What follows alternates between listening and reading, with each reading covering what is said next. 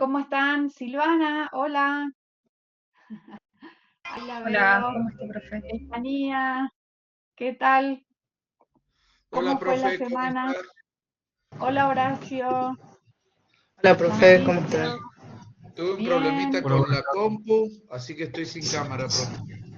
Bueno, bueno. Sabrina, Débora, ¿cómo están? ¿Bien? ¿Todo bien? Todo bien. Bueno, creo que ya está grabando, sí. Voy a arrancar, antes que nada, agradeciendo el trabajo que están haciendo en sus cuadernos de campo.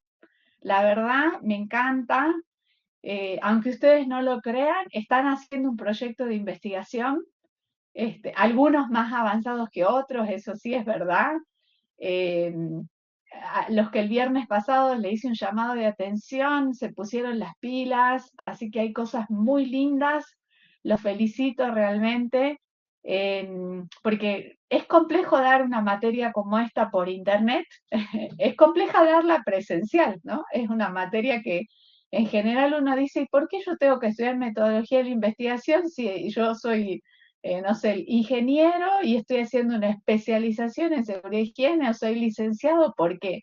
Y bueno, es como les dije el primer día, fundamentalmente porque todo lo que ustedes aplican dentro del campo, las soluciones que presentan, las mediciones, las técnicas, los instrumentos, las herramientas, todo, absolutamente todo sale de la investigación. Nada más que uno no le da el valor y siempre cree que la investigación está allá lejos y es para gente erudita que, no sé, que se dedicó a investigar y que nadie más que ellos puede investigar. Y sin embargo, si ustedes miran sus cuadernos de campo y pueden ver el de sus compañeros, los que han dado acceso libre, pueden ver que están generando proyectos que son cosas muy interesantes, que tal vez nunca se plantearon, que nunca las miraron desde la óptica de investigar, de sumar información, de aportar soluciones a través de la investigación. Sí, Pablo. Profe, hoy tuve esa sensación justo, estábamos haciendo una revisión de lo nuestro y dije, ¿cuántas cosas hicimos? Hoy tuve esa sensación por primera vez. Hoy, ¿Se escucha? bueno, me alegro mucho y me alegro mucho que lo compartas, Pablo, porque sí, sí, medio cortado, pero sí se escuchó. Me alegro mucho que lo compartas porque para mí como docente es un gran desafío, ¿no? Proponerles a ustedes que están en esto, como les digo, en una especialidad que no tiene nada que ver con la investigación, plantarse un proyecto y pensarlo, eh, pensar las mejores formas para preguntarse, buenos objetivos, ¿no? No sé si Sí, ahora se... cuando empezamos con la parte de las variables, de cómo presentarlo, cuando empecé, recién ahí como que me cayó la ficha y dije, estamos haciendo tal cual una investigación, cuántas cosas hicimos, tuve esa sensación. Bueno, y lo bueno es que cuando ustedes de aquí en más recorran su cuaderno de campo cuando terminemos la clase de hoy y para el 21 de septiembre, el Día del Estudiante, en honor al Día del Estudiante, esté terminado el cuaderno, van a ver la trayectoria de estas 4 semanas y de cómo en 4 semanas han sido capaces de elaborar un proyecto de investigación más pulido, menos pulido, obviamente, porque para eso nosotros, la investigación se trabaja en equipo, ¿no? No es que uno solo se sienta y diseñe un proyecto y acá vamos para adelante, se trabaja en equipo, por eso era la idea de que ustedes puedan armar equipo para debatir las ideas y todo eso. Así que bueno, me alegro mucho, les agradezco un montón porque como les digo, para mí es un desafío plantear esta actividad y sobre todo en la virtualidad. Se le suma la variable de la virtualidad. Así que para que ustedes puedan avanzar en el cuaderno de campo, hoy vamos a ver lo que nos queda, que es muy breve, que sí es cierto que necesita mucho entrenamiento, lectura de artículos científicos, no es algo que uno lo aprende a hacer de la noche a la mañana, pero eso yo lo tengo en cuenta en la redacción del cuaderno de campo. Entonces, la idea es que lo veamos, ustedes tengan conocimiento general para que cuando aborden artículos científicos sepan de qué están hablando los investigadores. Y es la última parte de lo que sería ya nuestra parte de metodología de la investigación en sí. Así que bueno, vamos a arrancar hoy. Esto está en el aula, están, ¿sí? ¿Hay preguntas? Hola, profe.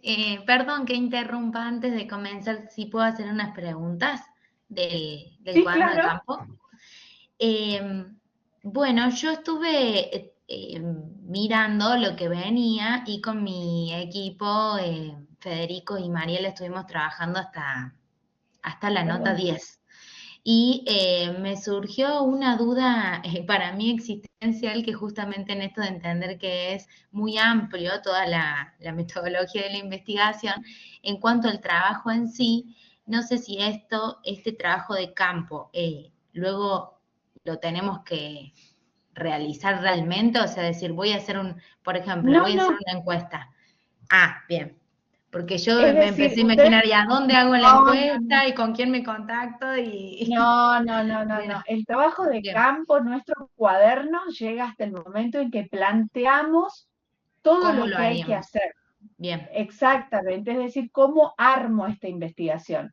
Luego, perfecto. ustedes fíjense que tienen un trabajo final integrador que reviste otra cuestión, o sea, es decir, no van a ir Bien, a levantar dato al campo, o el que quiere tal vez lo puede hacer, eso lo pueden hablar con el comité de tesis, porque hay compañeros que mencionaron, me mandaron mensajes diciendo, yo tengo datos de algo y que lo podría hacer, o sea, ya cuando ustedes hagan su trabajo final integrador, ¿no es cierto? Lo pueden plantear como un trabajo real o como un integrador tipo monografía. La bien, idea es que cuando uno escribe un proyecto, el proyecto tiene una estructura, ¿bien? Y se empieza a estructurar de la forma en la que nosotros fuimos armando las notas. Yo les decía, por ejemplo, la clase que vimos matriz de consistencia, la matriz de consistencia sirve para absolutamente todo, inclusive para trabajos monográficos, porque nos va a guiar en el orden en el que tenemos que ir a buscar información documental para poder escribir nuestra monografía. Ustedes se acuerdan que hicimos la variable, la definición conceptual de la variable y tomamos dimensiones y yo les dije, esto les da a ustedes la estructura del marco teórico. Acá tienen los títulos y los subtítulos y luego harán una búsqueda documental para terminar ese trabajo monográfico. Entonces, la idea es presentarles a ustedes cómo alguien hace una investigación, cómo se escribe y hasta dónde llega a escribir un proyecto. La bien, materia no incluye que ustedes vayan a levantar los datos y me presenten a mí datos procesados con resultados, con discusión, con bien, conclusiones. No es así. Así que no se bien. preocupe Bueno, por eso. me quedo No. tranquila. No, a eso nos llevaría un Y le semestre más, agradezco. así que no hay Claro, problema. sí, Mínimo. pequeña dimensión que tomé es muy amplio, y si bien trabajo en una institución docente, necesitaría más datos y bueno, un montón de cosas. Claro, Y le agradezco, no hay profe, por las problema. notas. A nosotros nos Bueno, ayudó guiarse de las notas. bueno, muchas gracias. Perdón, hago una pregunta más. La entrega final es el mismo Canva, ¿cierto? O sea, ahí Sí, es nosotros, el mismo Canva. bien. Es el mismo Y, Canva, con Profe, eso ustedes van a, ¿sí? usted el Canva no hace falta que lo estemos pegando, ¿no? A medida que se actualiza, usted lo va No, viendo directamente. no, es el mismo enlace, entonces lo que sí es que como para que el sistema tenga como una actualización de que cada semana van haciendo la actividad, yo les puse para que cada semana vayan poniendo el mismo enlace, pero el Ah, enlace es el mismo y se va actualizando solo. Inclusive me pasó con algún grupo de estar mirándolo al Canva en algún momento de corrección y el grupo estar trabajando, así que estábamos yendo a la par. Sí, así que no me bueno. fijé eso de poner el link, profe, pero bueno, hemos avanzado ya. Fíjense que en cada semana yo les pedía Bien. que en la parte de actividad práctica coloquen el enlace, eso era todo. Y Lo luego sí agregamos. les comenté, para los que no están presentes, que hay un examen de opción múltiple para darle formalidad, obviamente, a la teoría. En principio, el examen de opción múltiple va a tener 3 días para que ustedes puedan ingresar. Lo voy a decir ahora para que quede grabado, para Bien, que ustedes lo sepan. Bien, ¿por qué 3 días de disponibilidad? porque hay algunos compañeros que usan los fines de semana para otras actividades, cualquiera sea, ¿no? Social, laboral, utilizan los fines de semana, entonces va a estar disponible para rendir el viernes 26, el sábado 27 o el domingo 28. ¿Bien? Va a estar disponible para que ustedes entren a rendir. Es un examen de opción múltiple. Si ustedes entran al aula, van a ver que ahí dice cuántas preguntas, cuántos minutos. Hay una recomendación que les dé el sistema, que yo también la pegué para que ustedes sepan, es que si arrancan con el examen, no pueden irse a otro dispositivo, no se los permite. Eso es propio del sistema, no es que lo haya planteado yo de esa manera. Bien, entonces siéntense cuando tengan tiempo, cuando estén descansados, cuando estén con sus neuronas activas, con ganas para hacer el examen. No es complejo, es la teoría que vimos, no tienen nada que temer. Como les digo, a mí me gusta mucho el trabajo que hicieron en Canva, pero tengo que también hacer una formalidad de tomar este pequeño examen. Bien, entonces les cuento, para quienes se presenten a rendir 26, 27 y 28, cualquiera de los 3 días en el horario habitual, bien, va a estar abierto desde las 8 de la mañana hasta las 23:59 y así sucesivamente. Tienen 2 intentos para aprobar, ¿bien? La nota mínima es un 6, es el 60%, es 60 en realidad, la nota máxima es 100, obviamente. Si llegasen a desaprobar, hay un segundo intento para rendir. Bien, ahora tal vez hay gente que me diga, profesora, yo ese fin de semana, ni el viernes, ni el sábado, ni el domingo lo puedo rendir. Entonces, lo que van a hacer es que, por ejemplo, en la mesa de octubre o en la mesa de noviembre o en la mesa de diciembre, se inscriben para rendir y me mandan un correo electrónico con copia a Mabel. ¿Bien? En ese correo electrónico ustedes van a decir, profesora, me anoté para rendir en esta mesa de noviembre. Mi día y hora disponible es el viernes 14 de noviembre en la franja horaria de la tarde. Entonces yo para ese día 14 de noviembre, para ese alumno, estará abierto en una franja horaria de 4 horas. Bien, que me indiquen ustedes como alumnos. Ahora, si se presentan en las mesas fuera de esta alternativa que tenemos ahora en septiembre, solamente tienen un intento para rendir. Así que yo les sugiero, los insto a que se presenten ahora a rendir en septiembre, que está todo fresco, que está el cuaderno de campo.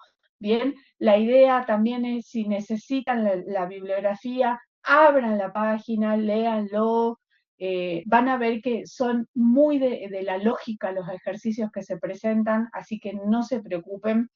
Esa es la idea del examen. ¿Está entendido entonces? Sí, profe, gracias. Perfecto. De septiembre, Bueno, muchas ¿cierto? gracias. Sí, sí, En perfecto. septiembre Septiembre. 26, viernes 26, sábado 27 y domingo 28. Pueden optar por cualquiera de los 3 días para rendir, ¿sí? Bárbaro. Y en el Profe, horario que ustedes dispongan. perdón, que me agarraron todas las preguntas.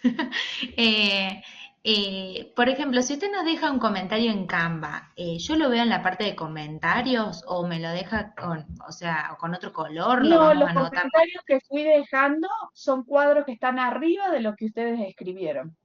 Perfecto, o sea, lo tenemos que ver. Bien. Sí, sí, lo van a ver porque como yo tengo la posibilidad de editar los Canvas, Sí. a los alumnos que me lo pusieron solo para ver, les pedí que me den la opción de edición, así que los que ya me dieron la edición, que ahora ya son todos, yo les pego ahí los mensajes, ya muchos vieron sus notas, que se las dejo en color rojo, es decir, yo participo como si estuviese armando el Canva. Bien, bárbaro, de 10. Bueno, así que bueno, en estos días voy a terminar de corregir, cosa de que en esta semana que viene se pongan y terminen ya las correcciones y también lo que vamos a ver en la clase de hoy. ¿Bien? Bárbaro. Bueno, si les parece bien, arrancamos porque les cuento que la clase tiene que terminar como mucho a las 20:45. A las 20:45 se va a unir una persona de la universidad y va a conversar con ustedes acerca de cómo hemos desarrollado el módulo. ¿Bien? Así que eso les comento porque es algo nuevo que he implementado en la universidad, entonces ya tengo la instrucción de que máximo a las 20:45 tiene que estar terminada la clase.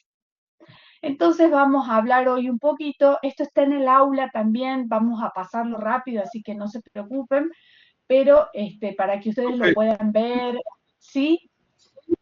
perdón, antes de avanzar, disculpe, profe. Me quedó una duda. Sí, ¿Hola? Mauricio. Eh, Sí, te con, escucho. re- con respecto a los exámenes finales, una vez deberíamos estar regulares, después de presentar el Canva con el final de la nota 12, ¿se haría? Sí, Eh, yo ya presenté la regularidad. Ya con el Canva hasta donde llegaron, en el día de ayer envié la regularidad. Así que ya está asignada la regularidad. Bien. O sea, nosotros terminaríamos el Luego, Canva y lo podríamos inscribir para rendir.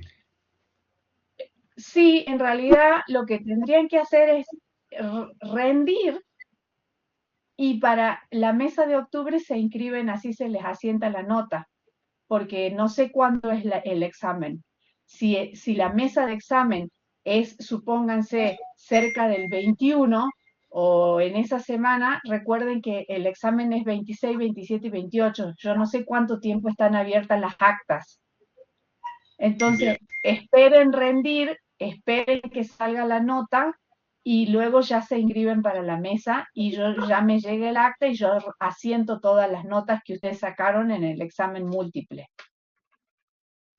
Perfecto. ¿Bien? Perfecto, profe. Sí, excelente. Gracias. Bueno, bueno, entonces ahora sí, si hay más preguntas de este estilo como más administrativas, las vemos después o me escriben en el foro, que algunos me escribieron por privado, no hay problema, yo siempre digo pónganlo en el foro porque también la info que yo escribo les sirve a los demás. Pero avancemos porque no quiero no terminar la clase, eso es lo que me he planteado para hoy, pero cualquier cosita vemos entonces después del break respuestas, porque es probable que antes de las 20:45 hayamos terminado la teoría. Entonces, como nos decía la compañera, llega un momento donde yo digo, bueno, yo ahora tengo que observar, o ahora tengo que encuestar, o ahora tengo que entrevistar. Bien, ¿a quién? ¿Cómo lo hago? ¿A quién llamo? ¿A quién, digamos, cuál es mi muestra? ¿A quién le voy a hacer esa encuesta? ¿A qué personas voy a entrevistar? Entonces aquí surge lo que en un proyecto nosotros presentamos como población y como muestra. Obviamente la población es mucho más amplia de lo que uno espera. Vamos a ver que no, que en realidad también hay poblaciones que son finitas, bien, pero le vamos a llamar población de estudio a todo el conjunto de individuos, objetos, documentos o medidas de interés que participan en el problema de investigación. Cuando uno dice población de estudio, no solamente está hablando de individuos, ¿bien? También podemos estar hablando de documentos. Yo puedo tener una población de fichas o de escalas que hice o medidas, ¿bien? De cuestionarios, y a eso también le voy a llamar población. Por ejemplo, en mi caso, que soy del área de ciencia de la salud, puedo hablar de una población de historias clínicas. Entonces, puedo que tenga 5.000 historias clínicas. Eso es una población. Bien, y en este ejemplo dice 1.500 estudiantes de la Universidad de Santa Rosa, es decir, todo el conjunto de individuos que puede o no estar a mi alcance. Ahora, ¿qué va a ocurrir? Yo necesito llevar adelante un proceso que se denomina muestreo, donde voy a obtener las unidades muestrales de esa población sobre las cuales yo voy a aplicar la técnica para investigar, los voy a observar o los voy a encuestar o los voy a entrevistar, voy a aplicar los distintos métodos y esa muestra es parte de la población y las selecciono para intentar obtener datos que sean generalizables. Ahora, no siempre voy a poder generalizar, va a depender de cómo yo armé esta muestra. Y yo entonces digo, a mí, por ejemplo, yo soy docente de la Universidad Católica de Salta, pertenezco a la Facultad de Escuela de Negocios, bien, me interesa conocer la demanda de posgrado y por lo tanto quiero muestrear a los alumnos de grado de esta facultad en particular y no los 1500 de toda la UCASAL. Entonces digo, voy a tomar una muestra de 300 estudiantes en este caso dice, de la Universidad de Santa Rosa, de la Facultad de Ciencias Empresariales, porque ahí va apuntado mi objetivo. Por eso es tan importante que nosotros ya de arranque tengamos en cuenta cuál es el objetivo de la investigación. Esa población, como les decía, puede ser finita. ¿Cuándo es finita la población? Cuando todos los elementos de la población pueden ser identificados por el investigador. Entonces, si yo digo 300 personas, las puedo identificar, independientemente de que el número sea grande, ¿bien?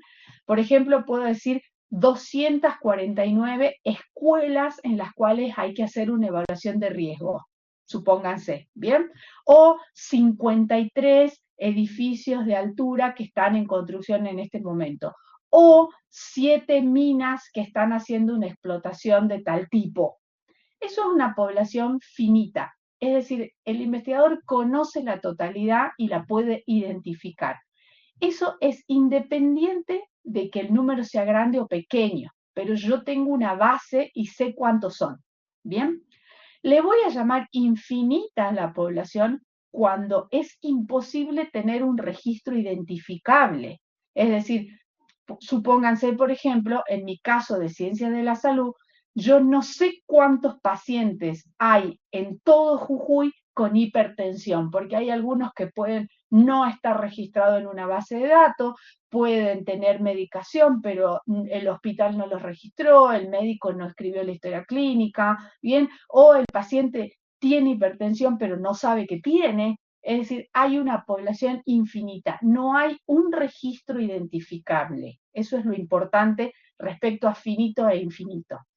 Y luego hay algo que se llama población accesible, que es la parte de la población finita, esto que yo les digo, 248 escuelas, ¿bien? A las que yo realmente tengo acceso y a las que realmente voy a usar para hacer esta muestra. ¿Por qué? Porque yo puedo decir, sí, tengo 248 escuelas para hacer un relevamiento de riesgo, pero yo como investigador, con un equipo de 3 personas, ¿podemos hacer una evaluación de riesgo en 248 escuelas? No. Entonces vamos a armar lo que se conoce como población accesible o es nuestra muestra, ¿bien? Y ahí viene algo muy importante a tener en cuenta cuando yo formulo la idea de población. Primero, pensar los límites de la población con claridad. Es decir, no me tengo que confundir, tengo que tener criterios claros sobre qué es esa población. Y si ustedes se acuerdan, las primeras clases, o si vieron los videos, decíamos que tiene que haber una concordancia entre mi pregunta de investigación, por ejemplo, el objetivo y la población que yo quiero estudiar. Entonces, los límites de mi población tienen que ser muy claros. Esta es la población, ¿bien? Tratar siempre de tener población finita o, en el mejor de los casos, una población accesible, de manera tal que yo no necesite tomar una muestra de la población finita, sino que ya tener la población accesible, estoy generando per se la muestra. Y algo que es importante es que intentemos que la población, tenga homogeneidad, es decir, que cumpla con las mismas características. Esto nos va a ayudar a poder generalizar los resultados que obtengamos en una investigación. Bien. Vamos a ver que en el momento de definir la muestra hay una serie de pasos que los autores nos dicen. No sé si entró alguien. ¿Alguien levantó la mano? Sí, profe, yo, No. Horacio. Ahí se vio.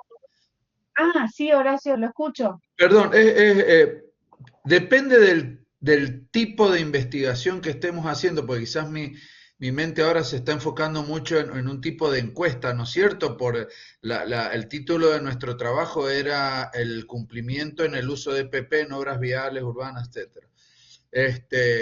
Bien. Estaríamos en condiciones de hacer una muestra, una población finita y accesible. Ahora, puede que dependiendo justamente de eso, del tipo de investigaciones, que no logremos, como decía usted, hacer esa encuesta, o que tengamos que, en función de los resultados, ampliar la población. Si no estamos obteniendo el resultado Bueno, esperado, no depende que seguimos. no, aquí viene el tema, justo es lo que estoy por presentar. Bien. Para Perdón, ok, aclarar en perdón. este momento, yo le voy a decir algo, pero le voy a decir algo puntual. Para aquellos que vayan a hacer entrevistas, bien, los tamaños muestrales no necesitan ser gigantes. Yo puedo entrevistar a 5 personas. Bien, la entrevista tiene una característica, como me dijo muy bien el compañero en la clase pasada, de subjetividad. Yo con una entrevista con 5 personas estoy cubierto respecto a lo que estamos planteando desde lo que es la subjetividad. Ahora, hay datos que son numéricos donde yo necesito hacer análisis estadístico. Bien, esto es bastante largo, no es para que nosotros lo tratemos ahora en esta clase, aunque lo vamos a abordar, pero cuando yo tengo algún tipo de variable cuantitativa, sí tengo que definir el tamaño muestral. ¿Por qué? Porque aquí empezamos a hablar de lo que es la P. Ustedes no sé si están todos en conocimiento de lo que es la estadística, la P, la probabilidad, la potencia, bien que me dice tiene o no tiene significancia estadística, tengo un P mayor de 0,005, por lo tanto no es significativamente estadístico, o tengo un P menor de 0,05, un P de 0,001, por lo tanto lo que yo he planteado como hipótesis es totalmente real, mi hipótesis es verídica y la voy a aceptar, ¿no es cierto? Entonces, todo tiene que ver con el tamaño muestral. Ahora, para que ustedes puedan desarrollar este tipo de cuestiones, fíjense que para que avancemos sobre esto, primero tengo que tener lo que se llama el marco muestral. ¿El marco muestral qué es? El marco muestral es el lugar donde yo identifico donde están todas las unidades muestrales. Es decir, tengo un registro, tengo una base de datos, tengo un fichero, bien, ese es el marco muestral. Esto está aquí. Eso es lo primero que tengo que plantear. Luego vamos a definir el tamaño muestral. Esto está relacionado si nuestra investigación tiene variables cuantitativas o variables cualitativas. ¿Por qué? Porque si yo quiero conocer la percepción del riesgo, que es una variable cualitativa, y tengo que entrevistar, yo no puedo entrevistar a 80 personas. Entonces, no importa en una investigación cualitativa si el tamaño muestral es pequeño. Si ustedes se fijan en la clase pasada, que está grabada, van a ver que dice que en la investigación cuantitativa el número es muy alto, mientras que en la investigación cualitativa el número es bajo. Entonces, hoy en día, esto ya no se calcula con nosotros haciendo cálculos matemáticos. Nosotros agarramos un programa de estadística, le decimos cuál es nuestra variable cuantitativa, le decimos qué potencia queremos, qué significancia, qué desvío estándar, qué esto, qué lo otro, y el programa nos va a decir cuál es el tamaño muestral. Entonces el tamaño muestral va a decir, usted tiene que encuestar no menos de 67 personas, por ejemplo, hablando de una encuesta donde vamos a tener números, ¿bien? ¿Se entiende entonces, Pablo?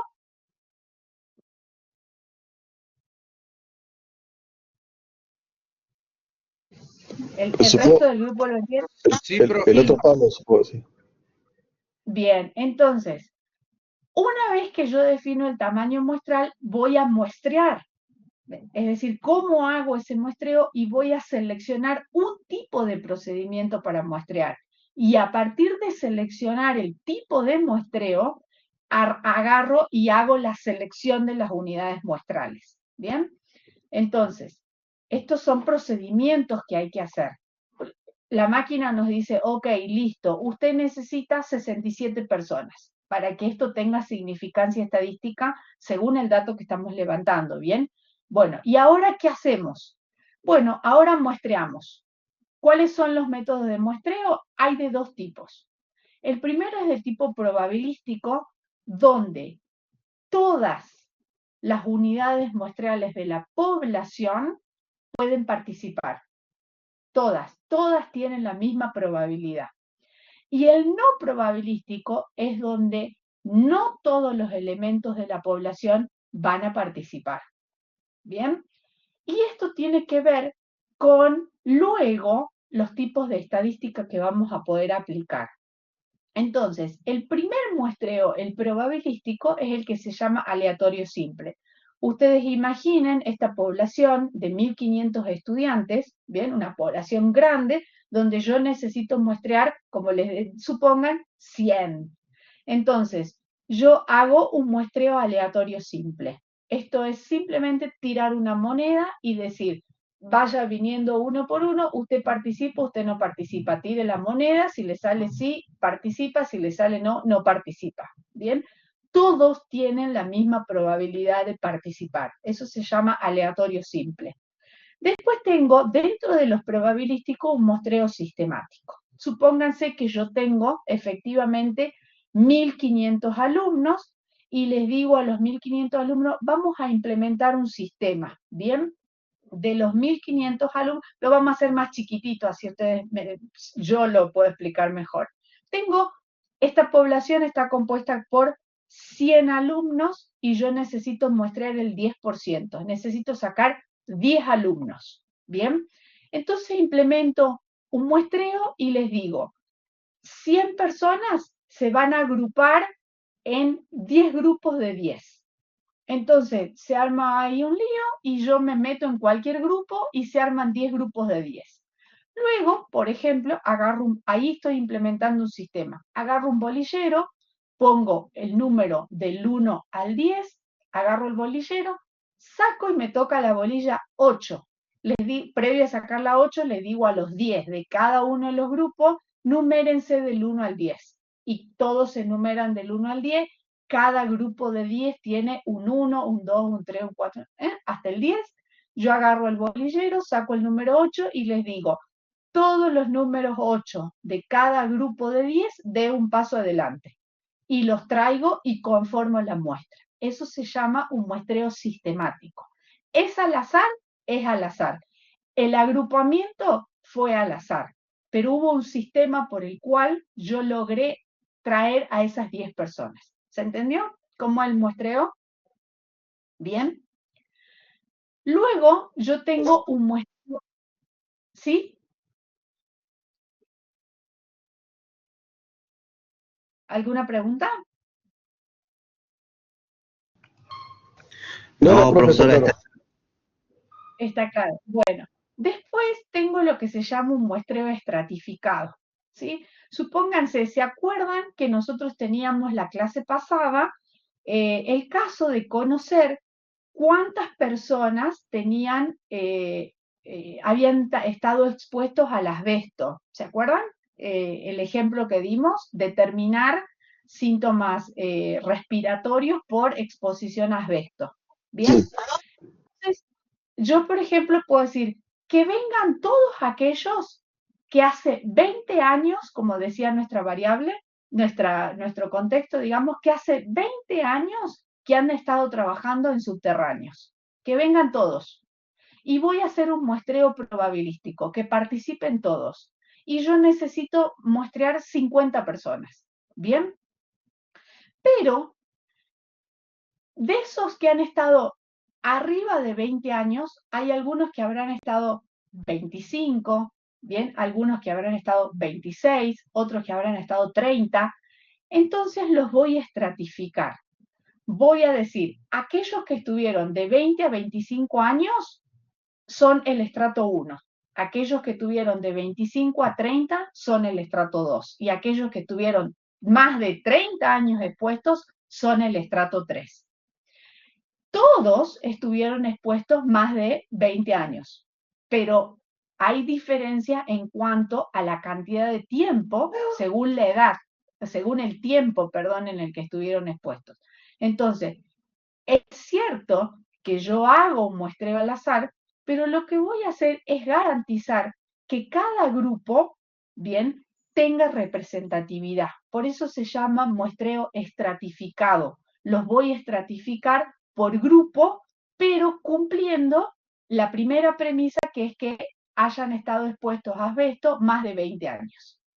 ¿Bien? Y luego hay otro tipo de muestreo que se llama por conglomerado, que también es al azar, donde ustedes supónganse, miren, les voy a dar un ejemplo porque para el censo se hacen muestreos por conglomerados. O sea, el dato del censo se levanta toda la población, pero luego para analizarlo, bien, se hace por conglomerados. Entonces, por ejemplo, bien, una provincia, supónganse que tiene 25 departamentos, cada departamento va a corresponder a un conglomerado. Y yo voy a elegir al azar los conglomerados. Y dentro del conglomerado va a venir toda la gente que esté en el conglomerado. ¿Bien? Eso suele, por ejemplo, vieron ahora que fueron el domingo pasado las elecciones en provincia de Buenos Aires, donde donde ellos tienen primera sección electoral, segunda, tercera, cuarta, hasta la octava. Bueno, si yo quisiese hacer una estadística o las encuestas, bien, tomo el conglomerado, digo el conglomerado que es la primera sección, más el conglomerado que es la tercera, más el conglomerado que es la octava. Y lo que se muestra son los conglomerados con toda la gente que vaya adentro, ¿bien? Y lo que se eligen son los conglomerados al azar, no las personas, ¿sí? Eso es todo al azar. Eso se llama probabilístico, todos tienen la misma probabilidad de participar. Ahora, no probabilístico es cuando hay una serie de cuestiones por las cuales no todos pueden participar. Por ejemplo, el muestreo por conveniencia. Miren, yo les decía, tienen que hacer una evaluación de riesgo 248 escuelas, pero no podemos evaluar las 248, y entonces ustedes dicen, vamos a evaluar las que estén más cerca o las que cumplan determinados criterios. Si es por conveniencia, las que le queden más cerca al que haga la evaluación. Entonces, esa es la conveniencia. ¿Bien? O por ejemplo, como decía la compañera, yo trabajo en una escuela, tengo unos datos, los tengo, son convenientes los datos, ya los tengo, no tengo que ir a levantarlos, ¿bien? Hago un muestreo por conveniencia, lo que yo tengo a mano, ¿sí? Luego digo, no, voy a hacer un muestreo por criterio, acá no va a participar cualquiera, van a participar personas que hayan estado en actividad laboral, quiero conocer índice de accidentabilidad, en actividad laboral, que sean mayores de 25 años, ¿bien? Que hayan trabajado en más de 3 obras distintas de construcción, que no sé, tengan determinado nivel de formación educativa, y le pongo una serie de criterios. Y yo como investigador elijo los criterios. Bien, yo lo elijo a los criterios. Y después está el muestreo consecutivo, que es cuando yo no tengo las unidades muestrales a mano para hacer el muestreo, sino que las unidades muestrales comienzan a aparecer. Por ejemplo, decíamos recién los accidentes. Entonces, yo voy a ir muestreando a medida que van apareciendo, por eso se llama muestreo consecutivo. A medida que aparece, lo muestreo. ¿Bien? Entonces es una consecución de muestras que van apareciendo. Esos son muestreos no probabilísticos. ¿Qué ocurre con eso entonces? Tiene que ver con que no todos pueden participar. Distinto el otro, donde todos de la población pueden participar. Y esto tiene que ver, y es importante, esto es lo que decíamos recién, bien, todos tienen la misma posibilidad, son todos elegidos al azar, aquí se elige por el criterio del investigador, no depende de la probabilidad, tiene que ver con qué accesibilidad o qué criterios o qué intencionalidad tiene el investigador para hacer ese muestreo. Y fíjense que esto tiene un impacto luego, porque, por ejemplo, para medir el error estándar, que es una medida estadística que se utiliza, Bien, la muestra probabilística me permite medir el error estándar, mientras que la muestra no probabilística no me lo permite. En la muestra probabilística me permite generalizar los resultados, la muestra no probabilística no me lo permite. Ahora, respecto a los casos que le interesan al investigador, en una muestra probabilística no todos van a ser de mi interés, mientras que en la muestra no probabilística, al haber fijado yo los criterios o usarlos por conveniencia o decir consecutivamente voy a ir captando estos accidentes que ocurren, entonces el investigador obtiene los casos que le interesan. ¿Sí? Eso es importante para que ustedes lo conozcan. No quiero que se enrosquen con estas cuestiones porque ya estamos entrando en cosas que son de la estadística pura. Entonces, ahí, ¿no es cierto?, teniendo en cuenta, creo que esto ya lo vimos, la verdad es que creo que lo vimos, ¿puede ser esto? ¿O yo se los grabé? No lo vimos todavía, ¿verdad? No, No, profe, no, profe. Estaba grabado. Pero sí hay un video. Sí. Sí, es que por eso yo lo grabo y después me pierdo, digo, lo di, no lo di, pero no lo voy a dar. Entonces, teniendo claro quién es mi muestra, yo voy a ir a ver cómo voy a recolectar los datos. Y acá vamos a dividir los datos en dos tipos, ¿bien?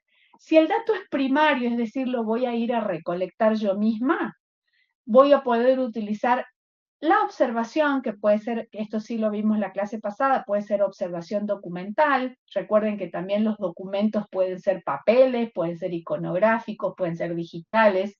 Bien, puedo ir a hacer entrevista o puedo ir a hacer encuesta. En cuyo caso siempre que yo vaya a levantar el dato, el estudio es prospectivo. Voy hacia adelante, el dato no existe. Bien.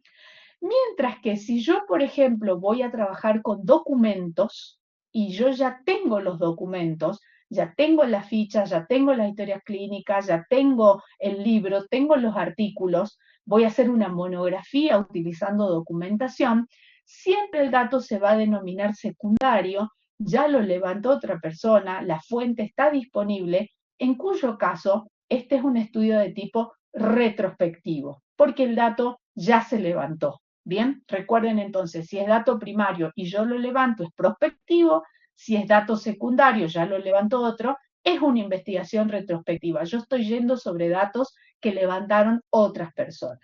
Bien, ahora, como les comenté, las técnicas de investigación son 3 y solamente 3. La observación, la entrevista o la encuesta. La observación puede ser estructurada, donde yo tengo, por ejemplo, una lista de cotejos. Lista de cotejos es lo que popularmente se llama un checklist, ¿bien? Y ustedes en su especialidad, en su carrera, tienen checklist para hacer, por ejemplo, evaluación de riesgo lumínico, evaluación de riesgo ígneo. Hay una serie de listas de cotejo que se conocen, ¿bien? O una escala de estimación. Ahora, también puede ser no estructurada. Digo, ahora yo voy y observo, independientemente de lo que dice la lista de cotejo o lo que dice esta escala, voy con un diario de campo, anoto, o puedo tomar fotografías, puedo filmar, y a eso lo denomino observación. Bien, y eso es no estructurado. Luego voy a hacer una entrevista donde evidentemente acá hay una interrelación humana, ¿bien? Esa entrevista puede ser estructurada, yo voy con una guía de entrevista, voy con un pequeño cuestionario, puedo llevar un grabador, una cámara de video, o no estructurada, donde también llevo una libreta de notas, puedo tener algunas preguntas disparadoras, pero en general no hay una estructura. En este caso, estas entrevistas son puntuales. Las no estructuradas, cuando nosotros vamos a hablar, supónganse, de la biografía de un autor o de una persona, y es más estructurado cuando yo estoy haciéndole una entrevista sobre el conocimiento pleno que la persona tiene sobre un tema en particular. ¿Bien? Y luego la encuesta, ¿se acuerdan que les dije tengo que ayornar mis diapos? La encuesta ya tiene una búsqueda más sistemática, ya los datos se levantan de otra manera, puedo levantar gran cantidad de datos, puede ser oral, puede ser escrita o puede ser digital, ¿bien? En cuyo caso siempre voy a tener un cuestionario. Y en la entrevista también puedo llevar un cuestionario. Tengan en cuenta que el cuestionario es una herramienta, el cuestionario no es una técnica, ¿bien? Entonces, para profundizar un poco más, decimos, por ejemplo, que en la observación puedo observar mapas, como el caso de ustedes, planos, croquis, puedo tener un cuaderno de notas donde yo voy a observar y a levantar los datos, un cuadro de trabajo con una representación gráfica, un boceto, un bosquejo, bien, un diario, puedo llevar un diario. Fíjense que hay dispositivos mecánicos que son las herramientas como una cámara, una filmadora, un grabador, y mientras observo, como les decía, puede ser no estructurada, es decir, yo levanto los datos que me parecen, o estructurada, donde voy con un checklist y digo esto sí, esto no, mide tanto, le falta luz, le falta la señalética, tal cosa, bien, estructurado. También puedo, respecto a la observación, plantear el número de observadores. Puede ir una sola persona o puede ir un equipo, y acá hay algo interesante en ese sentido, que lo vemos en un segundo. La participación del observador puede ser no participante, es decir, yo me mantengo al margen de lo que está ocurriendo y solamente observo, o participante, que muchas veces esto tiene que ver, miren, por ejemplo, les doy un ejemplo. Ustedes están supónganse, en una ambulancia, ¿bien?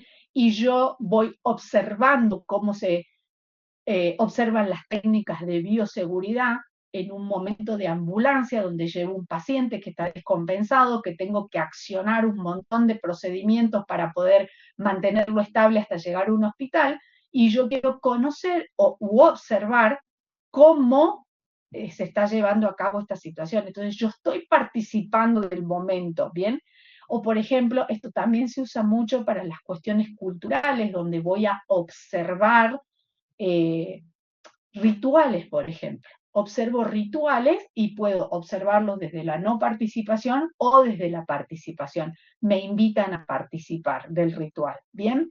Y luego cuando observo, puedo observar en campo, es decir, voy y entro a la escuela, subo a la ambulancia, voy a la obra, o en laboratorio. ¿Se acuerdan que yo les decía que también uno puede generar datos en un laboratorio haciendo intervenciones, mezclando cosas, experimentando? Ahí también yo tengo un líquido de color azul, un líquido de color amarillo, los mezclo, ¿bien? Y observo que se ha formado un líquido de color verde. Entonces, ahí también hay una observación, ¿bien? ¿Qué ventajas tiene la observación? Es que es muy importante porque, independiente del deseo de la muestra, de la unidad muestral, de darme el dato, me lo está dando porque yo lo estoy observando. Como dice ahí, se obtiene información independientemente del deseo de proporcionarla. Ustedes imagínense que ustedes van a una obra, se paran y observan cómo están trabajando los operarios. El operario no se va, si los ve, obviamente, si sabe que lo van a ir a observar, es probable que su cumplimiento de la norma sea distinto que si no sabe que hay un observador, ¿no? Pero imaginen ustedes que se paran un costado y ustedes ven qué es lo que están haciendo las personas. Ahí hay una obtención de información que es independiente del deseo de proporcionarlo, distinto de una encuesta, distinto de una entrevista, donde el entrevistador, el entrevistado o el encuestado se frena o nos puede mentir o puede decir esa respuesta no la voy a dar. Bien, también, ¿qué tiene de importante la observación? Que yo estoy mirando y observo tal y cual como ocurre el fenómeno. No hay intermediario, ¿bien? No hay un intermediario, no hay alguien que me cuente qué es lo que está pasando, yo lo estoy viendo. Y además, fíjense que pueden ocurrir acontecimientos simultáneos que yo no los estaba pensando, variables intervinientes de ocurrencia espontánea, y que lo puedo observar. Bien, y tal vez no se den en otro momento. Entonces, eso es importante de la observación. Y ahí decía, los hechos se registran sin intermediarios. Ahora, tiene una limitación ir a observar. Bien, ¿qué limitación tiene? El tiempo. Obviamente, yo no me puedo tomar días enteros observando 15 obras distintas para ver cómo es el cumplimiento de determinadas normas. Bien. Otra cuestión, hay momentos o situaciones que no pueden ser observadas por un extraño. Ustedes imaginen, los que conocen, en una obra en particular, un procedimiento en particular, donde un extraño, una persona sin la capacitación, sin la formación, sin la autorización, no puede observar eso. Entonces no puedo estar mirando lo que ocurre en ese momento, alguien me lo tiene que contar, entonces deja de ser observación, ¿bien? ¿Qué error, qué desventaja tiene esto? Es que hay mucha subjetividad.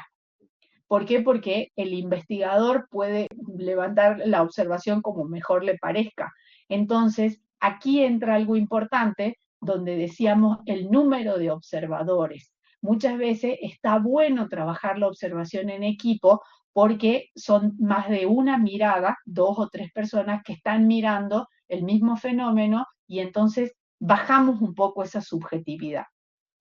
Y también que escape a la cuantificación, la observación, hace que los datos parezcan menos rigurosos. Entonces tenemos que implementar determinadas herramientas para que no perdamos la rigurosidad de la observación. ¿Qué herramientas pueden ser? Estructurar la observación. ¿Bien? Llevar una lista de cotejo, una escala, y no trabajar tanto con el cuaderno de campo, por ejemplo. ¿Bien? Filmar, tomar fotografía, son medidas que nos permiten cuantificar. Bien. Después, entonces, les decía recién la entrevista. Si es una entrevista estructurada, bien, vamos a ir con un instrumento para registrar las respuestas. Si es una no estructurada, es más informal, es una cuestión más cara a cara entre el entrevistado y el entrevistador. Aquí no hay como un listado de preguntas sobre las cuales yo quiero hablar puntualmente, ¿no? Que eso se hace cuando yo voy a buscar a alguien que sabe mucho de su tema y quiero que me dé una opinión del tema. Entonces, que me hable del tema y que además opine como en una entrevista. Y después la semiestructurada, ahí sí yo puedo ir con instrumentos de pregunta, además llevar grabador o cámara de video y mezclar un poco de lo estructurado y un poco de lo informal. ¿Bien? Y luego la encuesta, que esto seguramente muchos de ustedes estarán planteando en hacer encuesta. La encuesta, aunque parece sencilla, tiene toda una preparación que tiene que ver con la revisión bibliográfica. Yo tengo que saber claramente cómo estoy midiendo la variable, tengo que tener claro que la medición de mi encuesta vaya a responder a los objetivos de mi investigación, eso no se me puede escapar. Bien, tengo que tener bien claro cuáles son los objetivos y tal vez realizando una sola encuesta puedo responder varios objetivos, que eso es muy común, ¿bien? Tienen que tener en cuenta en el momento de hacer la encuesta, delimitar bien lo que es el diseño de la muestra, hacer una muy buena selección de la modalidad de la encuesta, bien, por ejemplo, si va a ser personal, si va a ser telefónica, si va a ser digital, si va a ser por correo, y aquí tener en cuenta los rangos etarios, ¿no? Por ejemplo, ustedes me dicen, si yo quisiera hacer una encuesta a adultos mayores, lo más probable es que no les mande un Google Form, porque hay altas chances de que no les cueste responder, ¿bien? Entonces tengo que hacer otro tipo de encuesta, ir a lo personal o ir a la encuesta telefónica, también tener en cuenta eso, ¿no? ¿Sí? ¿Cuántas personas van a querer responder por teléfono? La telefónica que nos da la anonimización, la persona se siente con ánimo de responder porque es anónimo, por ejemplo, ¿bien? Luego yo tengo que diseñar una encuesta, esto es bastante complejo, por eso yo siempre los insto a mis alumnos a leer los antecedentes, a leer la bibliografía, a buscar bien en el marco teórico, porque si ustedes han empezado a buscar sobre su tema, van a ver gente que ya hizo encuestas o que ya utilizó cuestionarios. Y esos cuestionarios y esas encuestas ya están validados. Esa validación es muy importante y son encuestas internacionales que se pueden aplicar, que ustedes las pueden aplicar y que tienen muchísima más validez que a ustedes se les ocurra armar la encuesta. ¿Por qué? Porque la encuesta hay que probarla, lo que llamamos proyecto piloto. Tenemos que hacer un pretest del cuestionario. Tenemos que tener la certeza de que las preguntas son unívocas, ¿bien? Es decir, que la persona entiende y responde primero. El que lee entiende de una sola forma lo que la pregunta le está planteando. Y su respuesta es clara, no hay unas medias tintas en la respuesta, ¿bien? No hay como una mala interpretación de la pregunta para que la respuesta no sea clara. Entonces, muchas veces las encuestas llevan escalas de Likert, ¿bien? Esto que decíamos, malo, regular, bueno, muy bueno, excelente. ¿Para qué? Para categorizar la respuesta y no permitir preguntas abiertas, porque después hay que codificarlas, ¿bien? Una vez que diseñamos ese cuestionario o utilizamos cuestionarios que están a disposición, que es lo que yo siempre sugiero, vamos a ir a aplicar la encuesta al campo. Yo ya sabré cuántas unidades muestrales tengo que tener para que mi encuesta tenga una significancia estadística, y luego voy a traer las preguntas, las voy a codificar, ¿bien? Voy a ponerlas en un Excel, vamos a trabajar ya hoy en día, todo esto se trabaja con programas de estadística, programas que leen encuestas, digamos, se van a procesar y analizar los datos y vamos a armar un informe. Bien, ¿qué ventaja tiene la encuesta?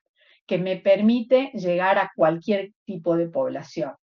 Me permite recibir o tener datos de hechos que hayan ocurrido en el pasado. También puede haber que la gente no se acuerde, eso es verdad, pero yo puedo preguntar cosas del pasado.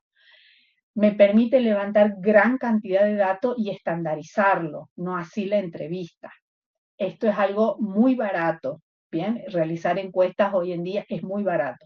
Ahora, ¿qué problema tiene? Es que los temas no se tratan en profundidad.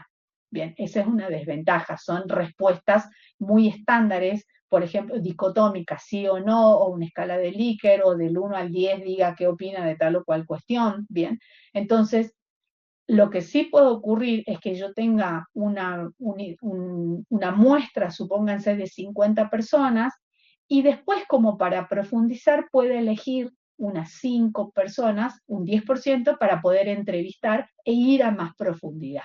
Bien, entonces podemos complementar la encuesta con la entrevista, pero bueno, hay encuestas que llevan miles de personas que no vamos a seleccionar gente para entrevistar, o tal vez sí, para conocer un poquito, adentrarnos un poco más sobre la profundidad del tema. Bien, entonces, sí, lo que quiero que quede claro es que el cuestionario es una herramienta que se puede dar en una encuesta, o es una herramienta que se puede aplicar en la entrevista. La encuesta, levanto mucho dato, es representativa, depende cómo haya armado el muestreo, aplico un cuestionario, bien, puedo conocer muchos datos, recuerden, es más barata, la puedo estandarizar, mientras que la entrevista es una conversación entre dos personas, hay una interrelación, y les decía que puede ser de semblanza, que es acerca de la vida de una persona, es una entrevista tipo biográfica, o en una entrevista de información donde quien habla es experto en el tema, lo conoce en profundidad, y nos interesa saber su opinión, además de todos los conocimientos que puede tener. Bien, instrumentos: grabador, cámara, ficha, cuestionario, computadora, guía de cotejo, escala de estimación, es decir, todo lo que nos ayude a nosotros a observar, a encuestar o a entrevistar. Eso ténganlo en cuenta porque siempre se suele como mezclar, ¿bien? No sé si quieren hacer un break o avanzamos un poquito más. Un break de 15 minutos, ¿les parece? Usted diga, profe. Ok, profe, Bueno, gracias. hagamos un breakcito, así yo me tomo algo, porque habrán visto que hoy no tengo mi líquido, estoy ahí ya con mi garganta. Entonces, a las y cuarto estamos de vuelta, si les parece, o a Ok, las y 20, así hacemos 15 minutos, a las y 20. perfecto. Gracias. Bueno, muchas gracias, los espero. Bueno, profe, gracias.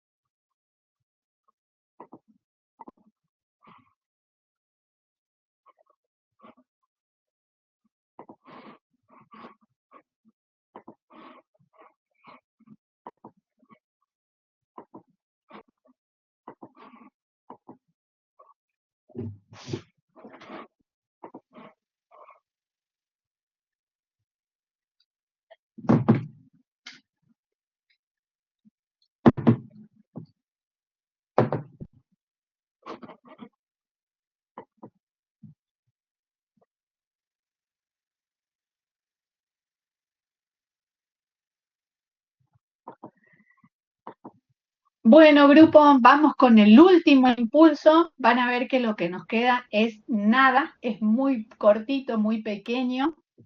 Y después les muestro algo que les va a servir un montón, que no lo puse antes en el aula porque no quería que se arme confusión entre el cuaderno de campo y esta herramienta que les voy a mostrar para que ustedes la tengan a disposición. Entonces, ya levanté los datos, ya usé las técnicas que correspondía, ya usé los instrumentos que correspondía y ahora voy a procesar la información. ¿Bien? ¿Cómo la proceso la información? Y dependiendo de qué información tenga. Si yo tengo información cuantitativa, es decir, que puedo aplicar estadística, que la variable tiene unidad de medida, bien, que yo ya definí cuál es la unidad de medida, ya tengo las unidades muestrales, ya tengo todo listo, ya lo levanté, voy a ingresar todos esos datos a un programa estadístico que me va a ayudar a procesar todos los datos y obtener información. Bien, una vez que obtenga esa información, bueno, ahí podré llegar a las conclusiones. Eso es lo importante. Ahora, brevemente para que ustedes lo conozcan, nosotros tenemos dos tipos de estadística, la estadística no inferencial, que no nos permite sacar inferencias, ¿bien? Nosotros obtenemos resultados, obtenemos conclusiones, y esos resultados se aplican a la muestra estudiada, únicamente. No puedo inferir nada más allá de la muestra que yo estudié. Por eso se llama no inferencial. Esta estadística también se conoce como estadística descriptiva y solamente describe la muestra en la que yo levanté los datos. No puedo inferir, extrapolar los datos hacia otras poblaciones. Y esto tiene que ver mucho con lo que decíamos del muestreo.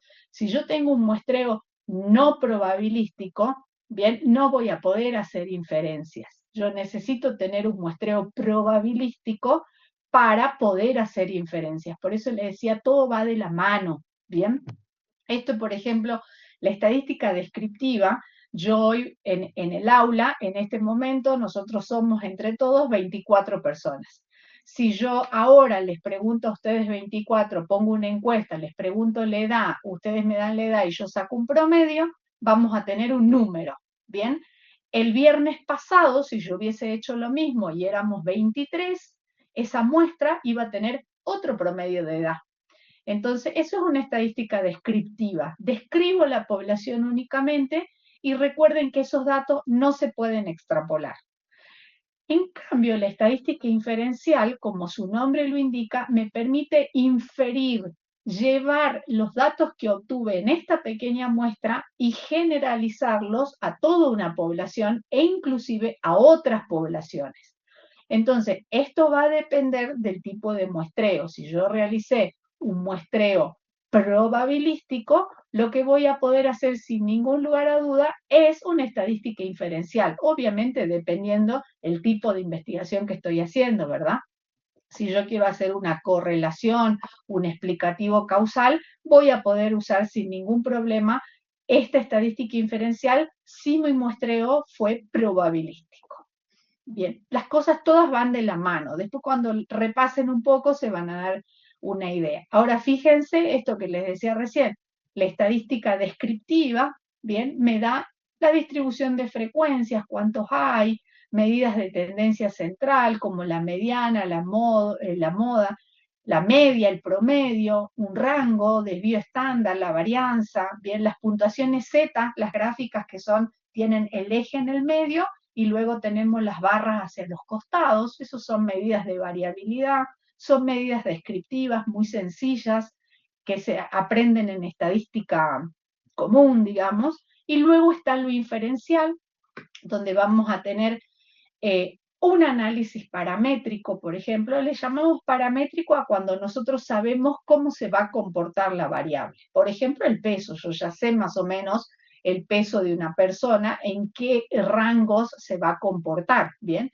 Si yo conozco entonces variables con comportamientos paramétricos, puedo aplicar, por ejemplo, coeficiente de regresión, regresión lineal, pruebas T, bien, análisis de varianza, de covarianza.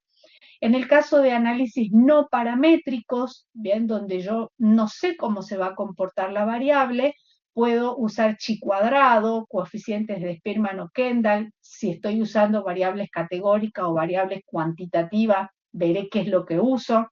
Esto es complejo, la idea no es que enloquezcan ni que lo pongan, simplemente contarme cuando les toque la nota de este tema, es decir, yo tengo una variable cuantitativa, puedo aplicar estadística, ¿bien? Tengo una variable cualitativa, puedo hacer otra cosa. Y dentro de la estadística, si pueden avanzar y me dicen la variable la podemos describir o podemos hacer inferencia, depende del muestreo, también. Simplemente lo presento para que ustedes conozcan que cuando uno plantea un proyecto hay que tener en cuenta todo esto hasta el momento de decir, bueno, aquí termina, con esto voy a analizar los datos, estos son los análisis estadísticos que voy a realizar. Hoy en día, con todas las plataformas que hay y las inteligencias artificiales, ustedes inclusive le pueden contar a la inteligencia les puede sugerir cómo muestrear y además les va a sugerir qué estadística aplicar. Luego ustedes tienen que entender por qué se aplica tal o cual estadística, ¿bien? Por eso yo insto a todos mis alumnos a usar las inteligencias inteligentemente, ¿bien? Preguntar, consultar. Muchas de las inteligencias nos sugieren cosas, nos dan preguntas, entonces seguir esas preguntas, profundizarlo, y esa es la idea, ¿no? Que nos podamos ayudar con las inteligencias. Luego, fíjense que el análisis cualitativo es distinto. Yo acá no puedo aplicar una estadística. Yo sí puedo aplicar una estadística cuando, por ejemplo, supónganse, volviendo a percepción del riesgo, yo hago entrevista y resulta que de las 5 personas que entrevisté, las 5 dijeron que es altamente riesgoso trabajar en altura, por ejemplo, ¿bien? O trabajar en minería con explosiones, por ejemplo.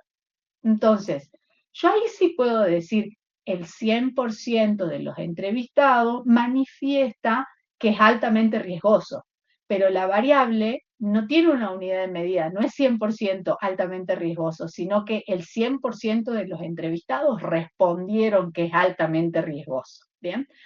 En el análisis cualitativo, entonces, como decíamos, vamos a categorizar esas respuestas que nos va a dar la gente, las vamos a escuchar, vamos a crear categorías de respuesta, inclusive se las vamos a dar a las categorías, le podemos decir bueno, muy bueno, excelente, y luego puedo decir el 30% dijo bueno, el 45% dijo muy bueno, pero recuerden que no estamos cuantificando la variable en sí mismo, sino cuántos respondieron por esa categoría. Dentro de lo cualitativo, donde tenemos entrevistas, grupos, focus group, grupos de enfoque, bien, o donde nosotros levantamos los datos, antes no había cómo analizarlo más que el investigador se sentara a escuchar la entrevista, bien, a categorizar la respuesta, a generar subcategorías de esa respuesta, hacer un análisis de contenido, una red semántica, qué palabra está asociada a tal palabra. Hoy en día también hay programas que trabajan con lo cualitativo, como por ejemplo el Atlas T, el En Vivo, que estos programas, yo por ejemplo les puedo dar el MP3, perdón, MP4, MP3 que de antiguo, el MP4 de un audio, subo el audio y le digo que, por ejemplo, por supuesto, el programa va a saber de qué estamos hablando y le voy a decir que en función de lo que esté escuchando me genere las categorías de lo que la gente responde, la subcategoría, me va a hacer un análisis de contenido, va a armar una red semántica, el programa propio, digamos, algo que antes se hacía a mano. Bien, esto lo que intenta es que las inteligencias, estos programas intentan estandarizar lo que es la investigación cualitativa, que es mucho más difícil que la cuantitativa. Pues la cuantitativa no tiene margen de error. 2 más 2 es 4, el desvío estándar es tanto, la media es tanto y punto, se acabó.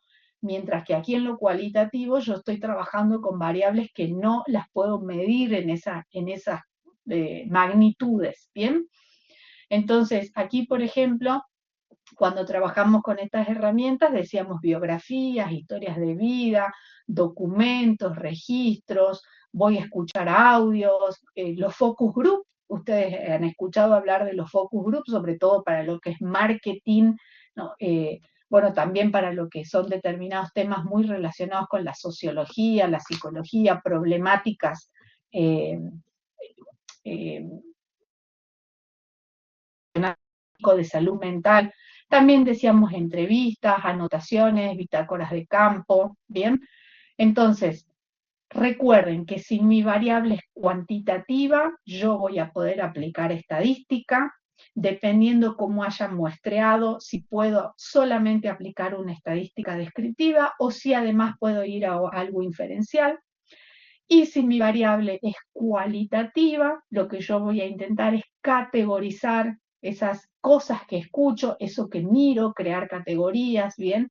Analizar el contenido de lo que estoy viendo en un grupo, en una entrevista, y tengan en cuenta que hoy en día existen herramientas que antes no existían. Esto lo hacía el investigador y quedaba completamente librado a la subjetividad del investigador, la presentación de los datos también. Ahora estos programas, por ejemplo, generan patrones y pueden mencionar, por ejemplo, cuántas veces el programa nos puede presentar cuántas veces la persona repitió la palabra X, ¿bien? Para darle un peso a la palabra sobre el discurso de la persona. Imagínense que eso, que un investigador lo pueda hacer es complejo. Yo tendría que escuchar una entrevista 3 o 4 veces para sacar cuántas veces la persona dijo la palabra y ver que ahí está existiendo un patrón. Y además que ese patrón se repite en los 3 o 4 o 5 entrevistados que yo tenga, ¿no? Entonces estos programas tienen una fuerza muy, muy importante, generan redes semánticas. No sé si conocen lo que son las redes semánticas. Grupo, ¿están ahí? No, profe. No, Les muestro una imagen para que ustedes vean lo que es una red semántica. Sí conocen la nube de palabras, ¿no es cierto? Sí, sí. Bueno, estos programas sí, generan nube de palabras, por ejemplo. Entonces, miren, aquí vemos, les voy a mostrar un dibujo de una red semántica. ¿Qué es esto básicamente? ¿Bien? Es el armado de esto, a ver si viene la imagen. Ahí vemos una red semántica, por ejemplo. ¿Bien? Fíjense ahí. Hoy en día hay programas, fíjense, es lo que anteriormente nosotros le llamamos cuadro sinóptico, para los que tienen mi edad, los que son de la generación X, ¿bien? Ahí sí, tenemos sí, un mapa sí, sí. conceptual, una red semántica, ¿bien? Así era más claro. Fíjense, claro, bueno, es verdad, pero en el caso de estos programas que analizan entrevistas, estamos hablando de semántica, o sea, aquí estamos haciendo un cuadro sinóptico con conceptos, ¿no? Entonces, bueno, ahí, por eso es que una cosa es red semántica, otra cosa es mapa conceptual, otra cosa es cuadro sinóptico, pero finalmente estamos hablando de algo parecido a esto. Después, por ejemplo, hay programas que nos permiten, por ejemplo, buscando bibliografía, hay un programa que se llama Connected Papers, que les voy a mostrar, porque hoy en día la verdad es que estamos cortos de... Miren, Connected Papers, miren lo que hace, ¿no? Yo vengo aquí con un artículo científico, fíjense que me dice, busque palabras clave o traiga el artículo el título del artículo o traiga el DOI o cualquier otra cosa que lo identifique, bien, supongamos que yo le digo biohazard, ¿no? Bioseguridad, riesgo biológico, perdón, biohazard, y le digo que me traiga un gráfico, bien, y me va a buscar, supónganse, ahí encontré así rápidamente un artículo, ¿no? Y bueno, no hay suficiente citación en este caso, pero les quiero mostrar la red que arma. Miren, acá por ejemplo, lo que hace es, yo encontré un artículo, bien, y lo que hace es encontrar un artículo y me trae los artículos que están relacionados. Esto es para antecedentes de la investigación, ¿se acuerdan? Que vimos la semana pasada en marco teórico, ¿bien? Y me encuentra qué artículos están más cerca, qué artículos están más lejos. Así construyen las redes semánticas en términos de concepto o palabras, las inteligencias para analizar variables cualitativas. Así que bueno, miren todo lo que hay para aprender. Eso es muy interesante, ¿bien? Entonces, tengan eso en cuenta. Finalmente, aspectos administrativos. Muchas veces cuando uno se presenta a financiamiento nos van a preguntar quién es el recurso humano, qué materiales voy a necesitar, y siempre en un proyecto van a colocar un diagrama de Gantt. Entonces, la persona que los va a financiar o que les va a decir, bueno, en cuánto, el director del trabajo de ustedes, les va a decir, ¿en cuánto tiempo vas a hacer esto? Y esto tiene que ver con que uno se coloque determinadas metas para llevar adelante un proceso investigativo, porque uno puede estar años haciendo investigaciones si es que no se plantea esto dentro del aspecto administrativo. ¿Bien? Estamos, no sé dónde me fui, llegamos ahí. Bien, aquí por ejemplo tenemos los que son los diagramas de Gantt. Lo están viendo bien, ¿verdad? Sí, profe. Bien, en los Se ve bien. diagramas de Gantt podemos poner actividades, bien, podemos poner quién es el responsable, en el caso de que sea otro tipo de proyecto, digamos, donde haya equipos grandes, lo podemos delimitar en meses, lo podemos delimitar en semanas, ¿no? Entonces, y aquí las actividades, aquí por ejemplo dice análisis de situación, selección del problema, definición de los objetivos, justificación de un proyecto. Bien, esto sería un diagrama de Gantt típico para escribir un proyecto de tesis. Aquí hay más actividades, por ejemplo, dice programar jornadas, verificar el estado de los equipos, gestionar los recursos. Entonces, pueden ser como estos, que son grandes títulos, o actividades. Esto es un diagrama de Gantt típico. Y por último, para cerrar, y que sería interesante que ustedes lo puedan poner dentro de su cuaderno de campo, es el resumen. El resumen va a estar siempre escrito al último. ¿Por qué? Porque el resumen, como su nombre lo indica, nos va a estar resumiendo, ¿bien? Por ejemplo, a ver si creo que ahí se ve mejor, ¿bien? ¿Qué propósito? Ahí yo ya les dejo una plantilla, ¿bien? El propósito, la finalidad, el objetivo de este estudio de tipo descriptivo, correlacional, lo que ustedes quieran, es describir, comprender, analizar, ¿bien? El fenómeno, ahí ponemos el nombre, en dónde ocurre, ¿bien? En qué ciudad ocurre, en qué espacio. Entonces, aquí vamos a decir, por ejemplo, que la variable de interés o el problema estudiado puede definirse como, y ponemos una linda definición. Bien, las técnicas para el levantamiento de datos que se utilizarán son, y mencionamos las técnicas, como instrumento de recolección de datos se utilizará, y mencionamos los instrumentos. Para procesar y analizar los datos utilizaremos estadística descriptiva y estadística inferencial, así sencillo, ¿bien? Y se espera de este estudio poder demostrar, describir o proponer una solución o describir la variable o demostrar la relación o analizar la relación entre dos variables. Y con esto, que es el resumen, nosotros le presentamos al lector, esto va después del título, inmediatamente después del título, y le presentamos al lector todo nuestro trabajo. Si ustedes se fijan, al ser un proyecto se escribe en tiempo futuro, ¿bien? Utilizarán, se analizará, se propone, se espera que, entonces siempre en término futuro para escribir el resumen. Ahí tienen ustedes una plantilla bien armadita, bien, les va a quedar para que la puedan utilizar. Y entonces creo que esta es nuestra última parte teórica. No sé si está bien, si les parece, si les gusta. Y ahora, para aquellos que están, así como para cerrar, aquellos que están embalados, bien, una compañera me preguntó por privado si ustedes tenían que presentar el proyecto en sí mismo. Entonces yo le dije, no, el cuaderno de Canva es suficiente. Pero si a ustedes les gusta su proyecto, creen que lo pueden hacer, encuentran un lugar donde presentarlo para el financiamiento, yo les voy a dejar en la plataforma, por favor tengan en cuenta que esto no hay que presentarlo, pero quiero que lo tengan en cuenta para su proyecto integrador final, una estructura mínima. Esto es para mis alumnos de bioimágenes, acá ustedes ponen técnicas de investigación, aquí ponen especialización en seguridad y higiene en el trabajo, aquí ponen el título que eligieron para la investigación, aquí van a poner el autor y en el caso de que ya tengan su director, ponen el director.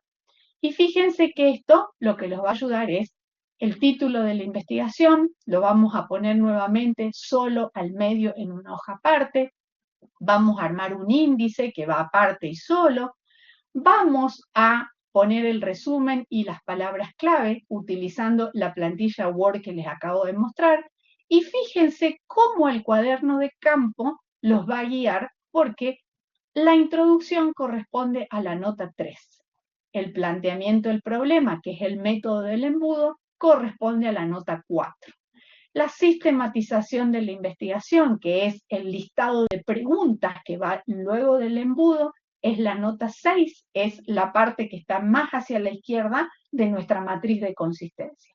La justificación de la investigación es la nota 5, los objetivos es la nota 6, que está en la matriz. Bien, recuerden que nosotros tenemos una pregunta de investigación y al lado le colocamos un objetivo. Vamos a sacar de la pregunta problema general el objetivo general, bien, y los específicos de las preguntas específicas. Fíjense que la hipótesis, en el caso de llevar hipótesis, también sale de la nota 6.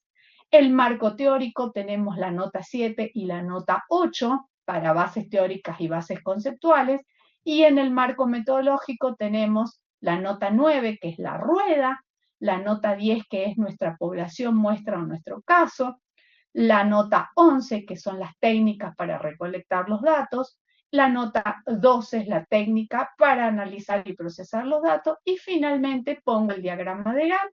Luego, la bibliografía. Para la biblio, tener en cuenta siempre citas y referencias en normas APA, y después les digo, presenten en PDF, usen preferentemente Arial o Times, para títulos principales 14, subtítulos y el resto 2, interlineado, en fin, una serie de cuestiones que están en las normas APA. Esto yo se los voy a dejar para que ustedes lo tengan de aquí en adelante, bien, para que ustedes puedan guiarse en el momento de que tengan que hacer alguna presentación, generar monografías, tengan en cuenta entonces las notas, bien, recuerden cuando armaron su cuaderno de campo, todos estos pasos que fuimos armando, esta cosa tan preciosa que uno dice, no sé si lo podré realizar, no sé si llegaré. Ahora ustedes ven que es posible con esta pequeña orientación que les he ido dando en los cuadernos de campo. Y como los tengo que abandonar a las 25,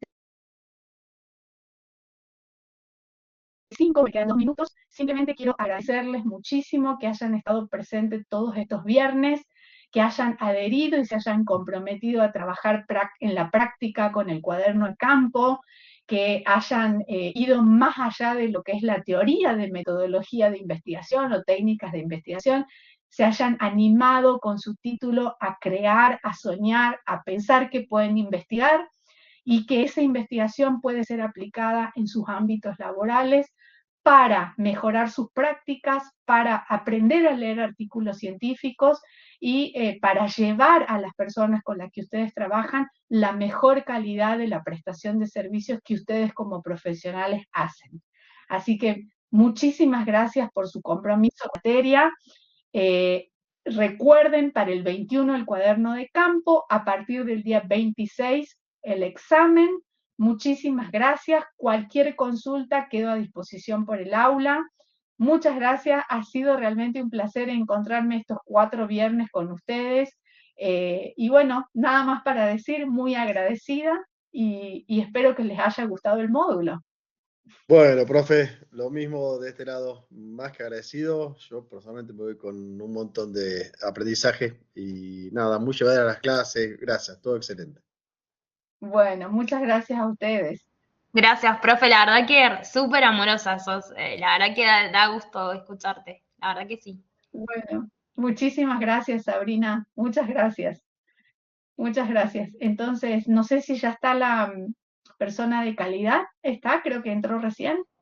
Hola, buenas noches, ¿cómo estás, profe? Soy Bien, Paola muy Vargas. Ahí Muy estoy. buenas noches, Paola. Puntualmente a las 20:45, como indica la calidad del servicio, entrego entonces el aula, me despido Bueno. del grupo. Muchísimas gracias y será hasta pronto, hasta que tengan consultas para hacerme. Gracias, profe. No, profe, gracias. Bueno, Bueno, creo muchas gracias. que Gracias, no sé profe. si Leo, sigue la profe. grabación. Muchas Muchas gracias, gracias. profe. Salgo directamente, ¿verdad? Sin cerrar el Por favor, aula. hay que detener la grabación